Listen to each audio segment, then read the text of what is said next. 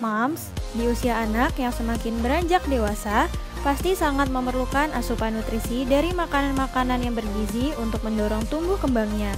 Pasalnya, kebutuhan nutrisi pada anak harus tercukupi dengan baik karena perkembangan kognitif hingga perkembangan fisik anak sangat penting untuk diperhatikan.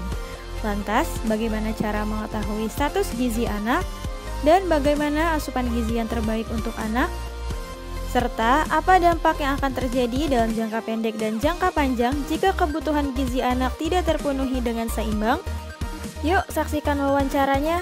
Jangan lupa untuk like videonya, komen, serta subscribe YouTube Nakita Channel ya.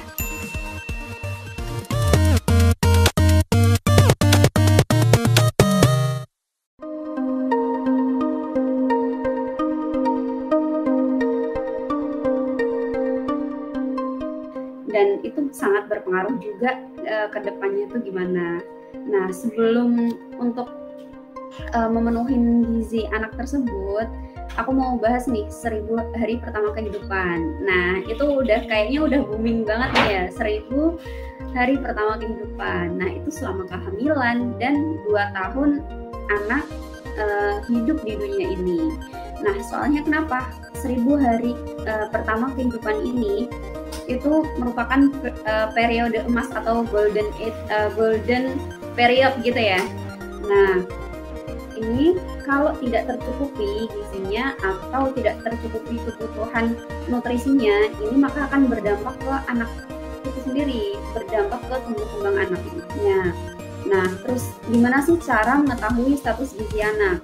Nah, untuk bagi kami yang ahli gizi atau tenaga kesehatan, ya gampang sebenarnya, bisa menggunakan banyak macam-macam menggunakannya melalui Z-score atau pedomannya memakai WHO ya tetap.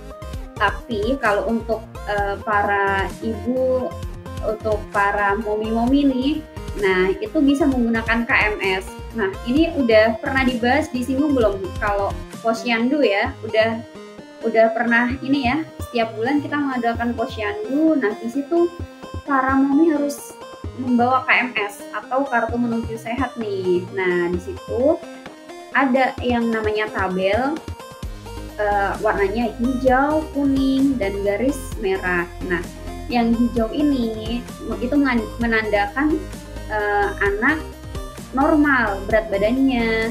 Nah, untuk KMS sendiri sekarang itu terdapat di buku KIA atau Kesehatan Ibu dan Anak. Nah, di sini juga lengkap banget nih yang edisi 2020. Ada yang semulanya hanya memantau berat badannya aja, sekarang udah memantau sampai tinggi badannya. Nah, ini karena udah sering maraknya juga kasus stunting kali ya. Nah, ini merembet kemana-mana ya kalau tentang anak. Nah, selain itu tadi yang zona hijau ya, aku jelaskan tabelnya ya, grafiknya. Kalau zona hijau itu termasuk masih normal. Tapi kalau sudah kuning bawah atau atas, nah itu harus lebih waspada nih. Nah, kenapa? Karena kalau kuning bawah ini bisa mengarah ke gizi kurang, ya. Nah, di situ apalagi kalau udah menyentuh di garis merah atau di bawahnya. Nah, ini harus lebih hati-hati lagi.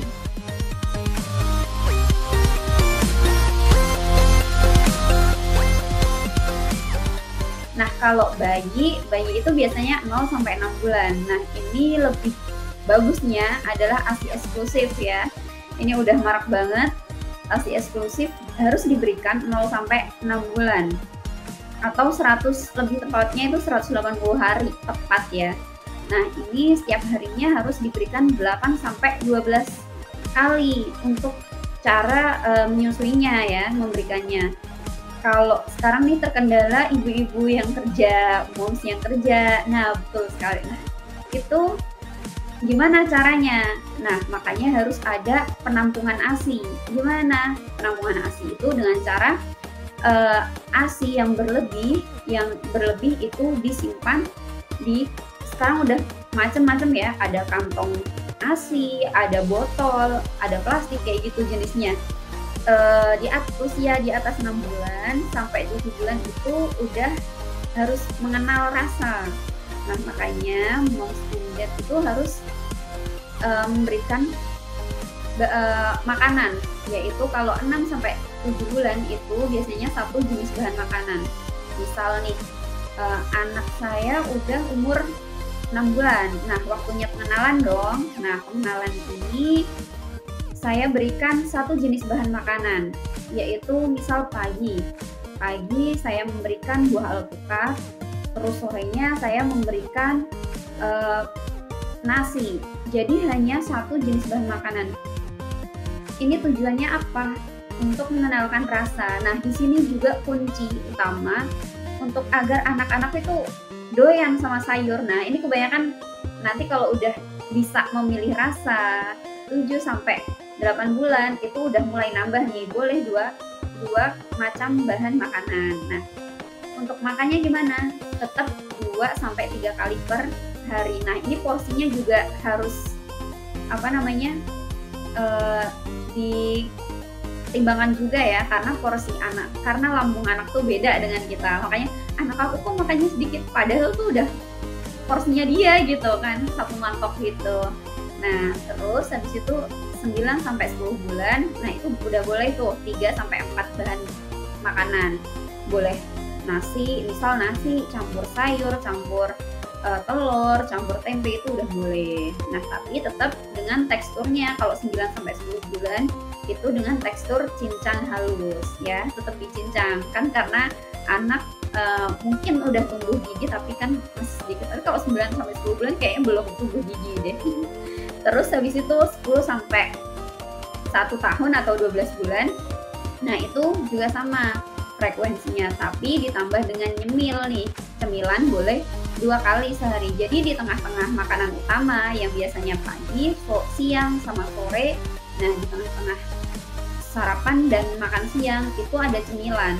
Boleh dikasih buah, atau lebih bagusnya itu buah yang masih lunak tapi dia bisa pegang. Nah, itu juga merangsang stimulasi, dia bisa megang, dan pertumbuhan gigi juga, merangsang pertumbuhan gigi. Nah, kayak gitu. Nah, selain terus usia 1 tahun atau 12 bulan sampai 24 bulan. Biasanya kan kalau ngasih ASI sampai 2 tahun ya, atau 24 bulan. Nah, ini usia 12 sampai 24 bulan, ini udah boleh nih makanan keluarga. Jadi kalau misal ibunya udah masak sayur bening atau sayur sop, boleh nih udah makan, nggak harus dicincang, nggak harus dihaluskan, itu nggak usah kayak gitu. Nah, untuk usia sekolah sendiri ini tergantung, ada perhitungannya lagi. Perhitungannya memakai perhitungan anak ya, disesuaikan dengan berat badan, tinggi badan, dan umur, serta aktivitas. Biasanya kan anak nih suka lari-lari, nah itu tetap dipertimbangkan juga. Oh, anak aku aktivitasnya tinggi nih, oh berarti aku harus ngasih asupan yang lebih juga gitu. Nah, tetap ya prinsipnya untuk anak itu tetap tinggi protein, karena kan masih masa pertumbuhan. Nah, masa perkembangan juga. Nah, itu harus dicukupi juga proteinnya kayak gitu.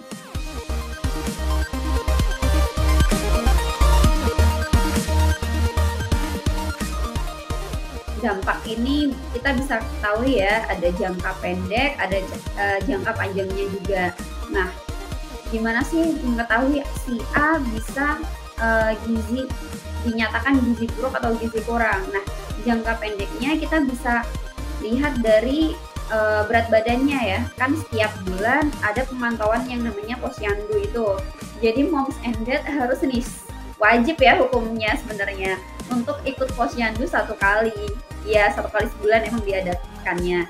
Nah, selain dari situ bisa dipantau dari rumah juga menggunakan berat badan, ya, timbangan berat badan. Nah, untuk 2 kali dalam jangka 2 bulan, misal 2 kali ikut posyandu, terus ternyata dia tidak naik-naik nih. Nah, ini tuh harus konsultasi juga ke bidan atau ke ahli gizi nih. Kenapa? Karena bisa jadi agar masalahnya itu segera teratasi. Nah, untuk jangka pendeknya kita tak bisa mengetahuinya lewat berat badan itu. Oh, ternyata berat badannya turun-turun terus nih. Nah, kenapa? Ada apa nih? Nah, itu yang harus dipecahkan. Nafsu makannya turun, sakit, atau hal yang lain. Nah, itu ya yang harus dipecahkan. Nah, untuk jangka panjangnya, tumbuh kembang anaknya tetap bisa terganggu nih. Nah, bisa juga mengarah ke stunting. Stunting itu enggak tiba-tiba 1 bulan 2 bulan langsung stunting, tapi udah beberapa bulan dia gizi kurang, terus mengakibatkan bisa mengarah ke stunting. Jadi kalau stunting tuh udah kayak kekurangan gizi sampai kronis gitu. Nah, kayak gitu. Nah, itu dia Moms, jawaban seputar seberapa penting gizi pada si kecil.